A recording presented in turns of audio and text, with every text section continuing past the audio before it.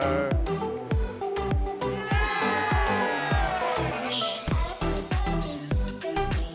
Guys, welcome to this episode of Studio Success. And today I wanted to take you through a personal trainer.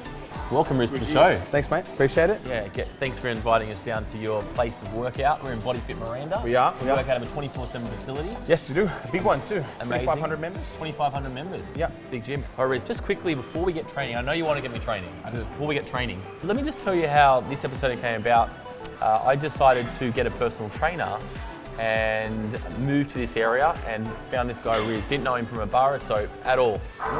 And I went through a journey of training, understanding how to train and how to lift more. That was my goal, I wanted to lift more and get a little bit bigger.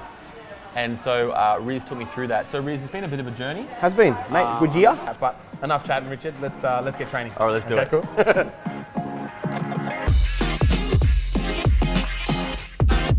Let's get a good set in. Yep. Let's go 2 or 3 more. Nice. Good set. So tell me about the Rizz system. What it's all about. Yeah, so the Rizz system, mate, was something I came up with through a lot of sort of bodybuilding training and the discipline that I sort of needed to see the results that I wanted, and to see reliable results as well. Something that I could sort of guarantee for people, right? By people following their, sort of tracking their calories and progressing with their weights. On top of, like, obviously accountability and guidance and all that sort of stuff and regular check-ins. But the predominant 2 factors that matter the most that are going to guarantee you the results: tracking your calories and tracking your weights. All right, Rizz, tell me about this. I just don't see you doing cardio much. Tell me about the cardio and the weight system here. Well, look, not only am I'm not a big fan of running, right? But that's not really the point. The point is, if we cut cardio out, it's a time-saving tool, right? I deal with busy professionals, and people often come to me because they've got no time to devote to themselves and that sort of stuff, right? And so, in my interest, I want the most bang for buck. So my big thing is smarter, not harder, Rich. So harder would be getting them to do weights and cardio. Smarter is just getting them to do their weights and then tracking their food as well. Monitoring the intake. Makes sense. So less time in doing that exercise. Tighter time.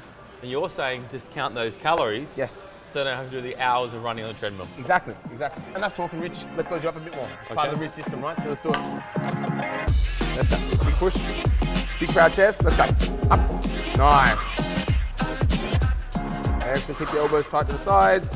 Big push. So Rizz, tell me about yourself. You've been in the game for a few years now. How did you get into fitness? Where did you come from? Yeah, mate. Look, I was 16 years old, 110 kilos. So I was a big boy.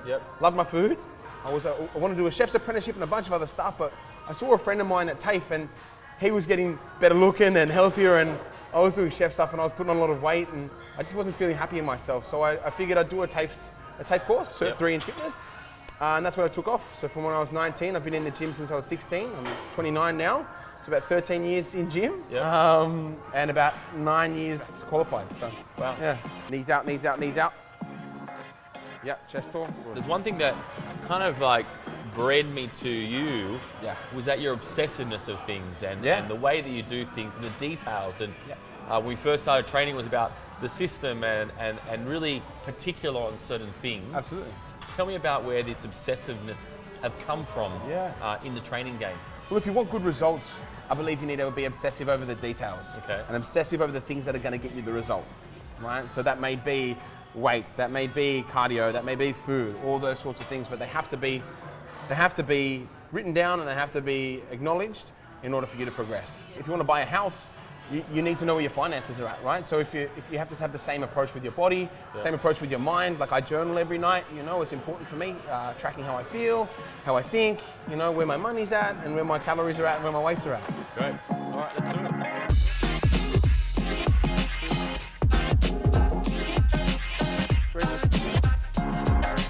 Last one.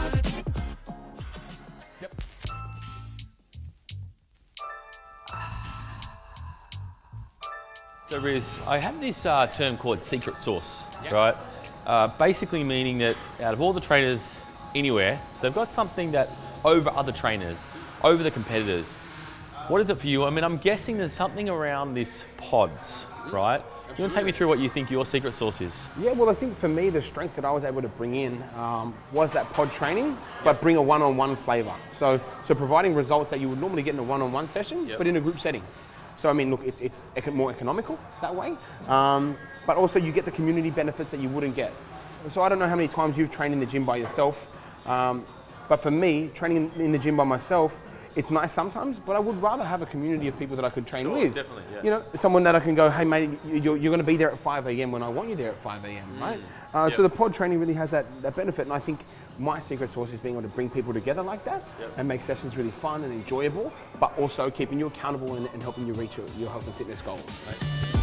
All right, so the big thing for me is obviously working smarter, not harder. So I've got some tools in here.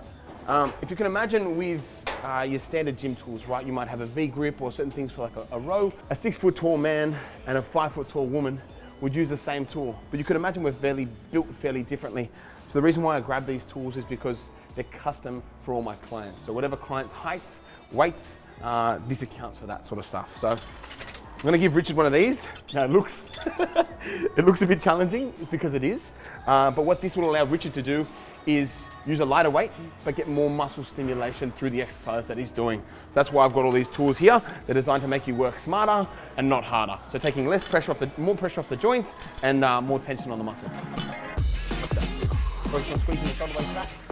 Good, driving your elbows back as well. Good, 4.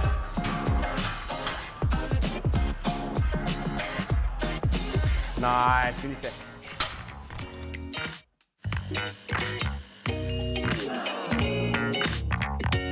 So Rizz, tell me about the obsession. Yeah. You are pretty good on social media. You're always in stories and you're always in my inbox. Yep. Tell me a couple secrets that you have with your marketing mix that you do inside a gym. So for me, obviously I learned a lot from you guys from Com. So my fast leads, all that sort of stuff. Was it 30 and 60, so 60 seconds a day for 30 days on my stories. Holding those little 2 things in my back pocket to use sort of on a daily or weekly basis has really helped drive leads into my business. But just kind of, it's an easy system to sort of follow, right? I don't have to think, 30 by 60, cool. All I need to do is post 60 seconds of me doing whatever I do in the day, creating a story in the day, and post it up. Awesome. I don't have to think. 4 more, Richard, 1. Last one. Nice. Always want to squeeze that last one in. Yeah. Oh, Rizz, I always like to do some quick fire questions. Shoot. You ready to go for it? Always. All right, what's your favorite fitness app? Fitness app, probably my app, True Coach. True Coach? Yeah. Favorite exercise? Maybe for you first, and then for your clients. Bench press. Bench press for you? Bulgarian split squats for clients, because I hate it. Yeah, we hate them too. Favorite pre-workout? Probably Total War. Do you like training clients in the morning or afternoon? I love morning clients. How many hours do you work in a typical week for training hours? Typical week, probably 20 to 25. 20, 25, yeah. Okay, great. Describe your average day for you. Okay. Average day, wake up, feed the dog, feed myself, go to work at 5, maybe run 2 or 3 pods, I think something like that. Go home, feed the dog, walk the dog, all that sort of good stuff. Maybe a bit of admin, whatever else, and then maybe some social media promotion or something like that. Bits and bobs, but otherwise pretty relaxed during the middle of the day, and then evening back in for PT, some pods there or some one-on-ones. Awesome. I think we've got to jack you up a little bit, Rich, so it was a bit too light. But so it sounds like if you're ever in doubt, you just take it up. Is that how it works? Yeah, I think really the Rizz system boiled down is if in doubt, up the weights. Let's give it 4 more. And in typical PT style, we're going to do another 4. Another 4. This is not the pod, it's the PT, hey? Yeah. Where we can't count. Last one, finish there. Awesome. All right, Rizz, that's my 4th set. Are we finished? Yeah, we're all done. We're all done.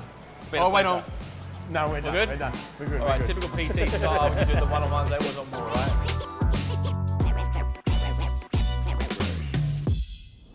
Guys, if you want more information about this one or see more episodes on Studio Success Secrets or PT Success Secrets, jump on our website or YouTube, commarketing.com.au, and you can find a whole bunch more. Bye for now.